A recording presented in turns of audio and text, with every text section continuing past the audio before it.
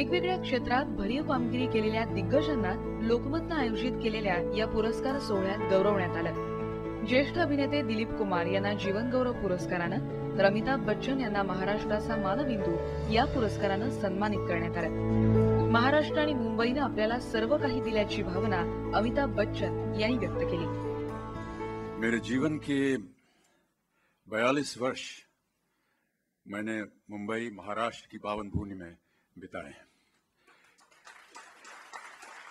यानी मेरे जीवन के 3/4 से भी ज्यादा वर्ष मैंने इस पावन भूमि में बिताए हैं और अपने माता पिता और शिक्षा के अतिरिक्त मुझे अपने जीवन में जो कुछ भी मिला, नाम मान सम्मान, गृहस्थ जीवन, संतानों की भी संतान,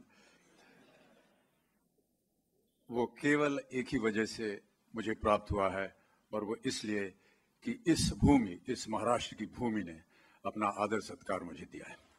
और मैं हमेशा हमेशा इस बात से बहुत गौरवान्वित रहूंगा कि मैं अपने आप को एक महाराष्ट्र का सदस्य मानता हूं, क्योंकि जो कुछ भी आज मुझे जीवन में मिला है और जो कुछ भी मैं हूं वो केवल मुंबई और महाराष्ट्र की वजह से है। याच सोहळ्यात डॉक्टर हिम्मतराव बावस्कर यांना विज्ञान तंत्रज्ञान विभागासाठी, बंडोपंत खेडकर यांना कला विभागासाठी, जलतरणपटू वीरधवल खाडे याला क्रीडा विभागासाठी, परोमिता गोस्वामी यांना लोकसेवा आणि समाजसेवा या विभागासाठी, हनुमंत गायकवाड यांना उद्योग विभागासाठी, किशोर कदम उर्फ सौमित्र यांना साहित्य विभागासाठी, शेख नसीर शेख नियाज यांना मनोरंजन विभागासाठी आणि राजू शेट्टी यांना राजकारण विभागासाठी Lokmat Maharashtrian of the year या पुरस्कारानं गौरवण्यात आलं।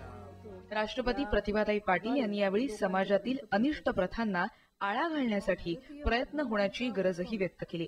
समाजामध्ये स्त्री भ्रूण हत्या, बालविवाह, हुंडा, व्यसनाधीनता याच्यासारख्या अनेक सामाजिक कुप्रथा आहेत, त्या नाहीसं करण्याची गरज आहे।